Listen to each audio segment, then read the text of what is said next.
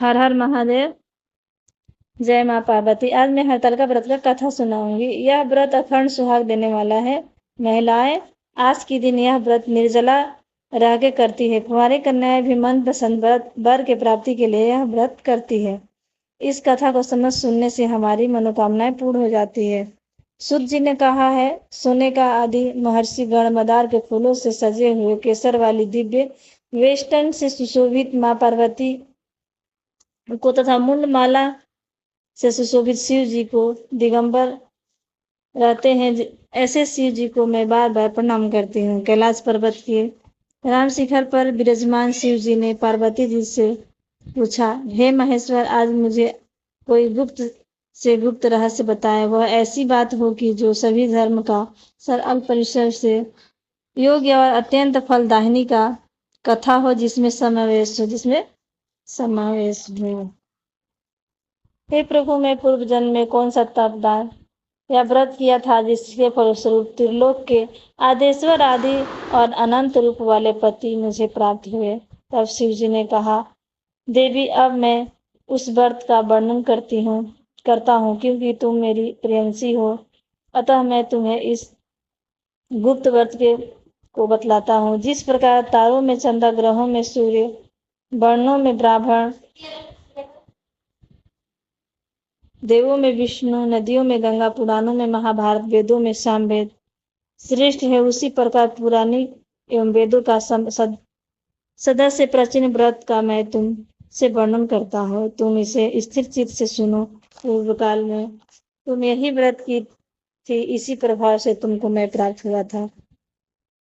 ज्ञानसी होने के कारण ही मैं तुम्हें इस व्रत का वर्णन कर रहा हूँ। भाद्रपद मास के तृतीय तिथि के शुक्ल पक्ष हस्त नक्षत्र से युक्त तृतीय तिथि के दिन इस व्रत का अनुष्ठान करने से त्रिवेदी, जैविक, भौतिक एवं पाप से मुक्त स्त्रियां मुक्त हो जाती है। हे देवी, पूर्व काल में तुमने इस व्रत के हिमालय पर्वत पर किया था। इस सभी पूर्व वेदांतों को मैं तुमसे वर्णन करूंगा।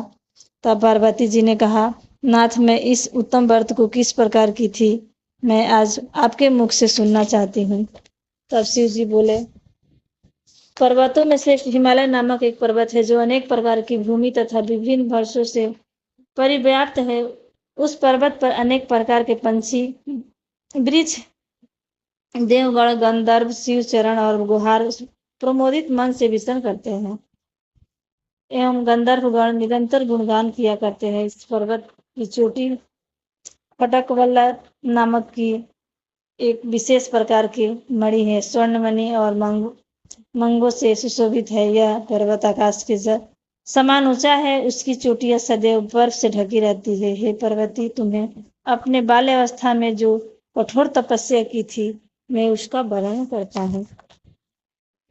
हे गौरी, पर्वतराज हिमालय पर स्थित गंगा के तट पर तुमने बाल्यावस्था में 12 वर्षों तक अधोमुखी होकर घोर तप किया था।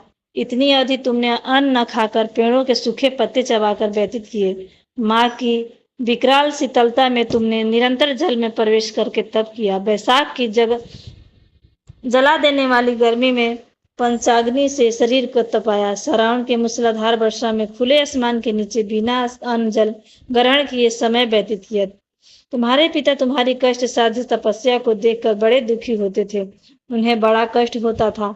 तब एक दिन तुम्हारी तपस्या तथा तुम्हारे पिता के कष्ट को देखकर नारद जी ने तुम्हारे घर पधारे। तुम्हारे पिता ने हृदय से अतिथि सत्कार करके उनके आने का कारण पूछा। नारद जी ने कहा, गिरिराज, मैं भगवान विष्णु के भेजने पर यहाँ उपस्थित हुआ हूँ। आपकी कन्या ने बड़ा कठोर तप किया है। इससे प्रसन्न होकर वे आपकी सुपुत्री से विवाह करना चाहते हैं। इस संदर्भ में आपकी राय जानना चाहता हूँ। नारद जी की बात सुनकर गिरिराज गदगद हो उठे। उनके तो जैसे सारे कलेश ही दूर हो चुके हैं। श्रीमान, यदि स्वयं विष्णु मेरी कन्या का वर्णन करना चाहते हैं तो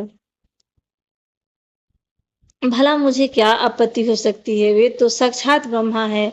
महर्षि, यह तो हर पिता की इच्छा होती है कि उसकी पुत्री सुख संपदा से युक्त पति के घर की लक्ष्मी बने। पिता की सार्थकता इसी में है कि पति की घर जाकर उसकी पुत्री पिता के घर से भी अधिक सुखी हो। तुम्हारे पिता की स्वीकृति तुम्हारे पिता की स्वीकृति जानकर नारद जी विष्णु जी के पास गए और उनसे तुम्हारे ब्याह के निश्चित होने का समाचार सुनाया। मगर इस विवाह संबंध की बात जब तुम्हारे कान में पड़ी तो तुम्हारे दुख का ठिकाना न रहा। तुम्हारी यह सखी ने तुम्हारी इस मानसिक दशा का समझ लिया और उसने तुमसे उस विक्षिप्तता का कारण जानना चाहा। तब तुमने बताया। मैंने सच्चे हृदय से भगवान शिव शंकर का वर्णन किया है, किंतु मेरे पिता ने मेरा विवाह विष्णु जी से निश्चित कर दिया। मैं विचित्र धर्म संकट में हूँ। प्राण छोड़ देने के अतिरिक्त अब कोई उपाय मेरे पास शेष नहीं बचा है। तुम्हारी सखी बड़ी समझदार और सूझबूझ वाली थी। उसने कहा, सखी, प्राण त्यागने का इसमें क्या कारण ही है। संकट के मौके पर धैर्य से काम लेना चाहिए। नारी की जीवन का सार्थकता इसी में है कि पति के रूप में हृदय से जिसे एक बार स्वीकार किया, जीवन भर उसी को निर्वाह करे। सच्ची आस्था और एक निष्ठा के समक्ष में तो ईश्वर को भी समर्पण करना पड़ता है। मैं तुम्हारा साथ दूंगी। तब उनकी सखी ने पार्वती माँ को घनघोर जंगल में ले जाना चाहती थी, जो साधना के लिए अस्थाई भी और अच्छा भी जगह था। तुम्हारे पिता और तुम्हारी सखी तुम्हें लेकर उस घनघोर जंगल में चली गई और तुम्हारे पिता खोज ना पाने पर वो बहुत ज्यादा तुम्हारे लिए व्याकुल हो गए। वहां तुम साधना में लीन थी। वहां मुझे विश्वास है कि ईश्वर अवश्य ही तुम्हारी समस्या को सुनेंगे। सखियों ने कहा, तुमने ऐसा नहीं किया। तुम्हारे पिता तुम्हें घर पे ना पाकर बड़े दुखी हुए और चिंतित हुए। वे सोचने लगे, जाने कहाँ चली गई। मैं विष्णु जी से उसका विवाह करने का प्रण ले चुका हूँ। यदि भगवान विष्णु बारात लेकर आ गए और कन्या घर पर ना हुई तो मैं कहीं मुंह दिखाने के योग्य ही नहीं रहूंगा। यही सब सोचकर गिरिराज ने जोर शोर से तुम्हारी खोज शुरू करवा दी।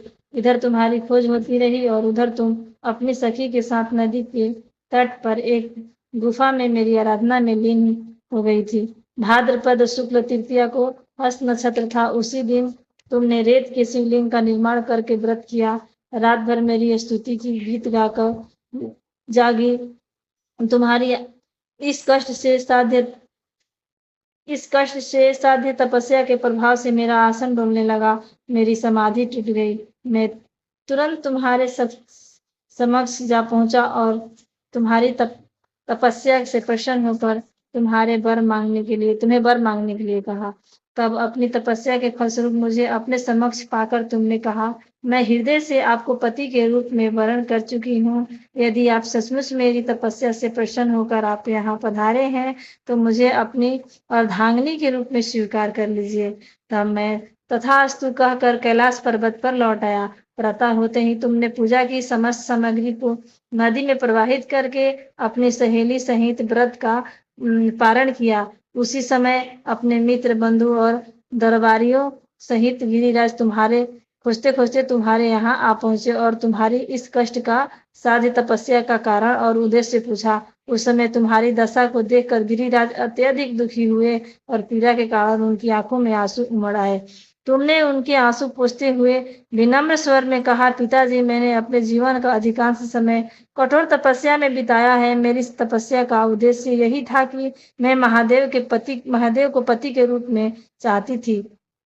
आज मैं अपनी तपस्या की कसौटी पर खरी उतरी हूँ।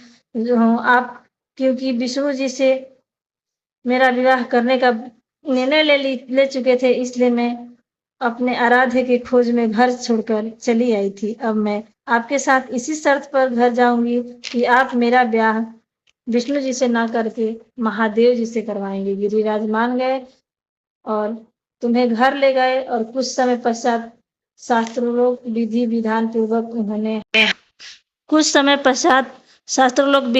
पूर्वक उन्होंने हम दोनों का विवाह सूत्र में बांध दिया। हे पार्वती, भाद्रपद की शुक्ल तृतीया को तुमने मेरी आराधना करके जो व्रत किया था उसी के फलस्वरूप मेरा तुमसे विवाह हो सका। इसका महत्व यह है कि मैं इस व्रत को करने वाली कुंवारियों को मनोवांछित फल देता हूँ। इसलिए सौभाग्य की इच्छा करने वाली प्रत्येक युवती को यह व्रत पूरी एक निष्ठा तथा आस्था के साथ करना चाहिए। हर हर महादेव।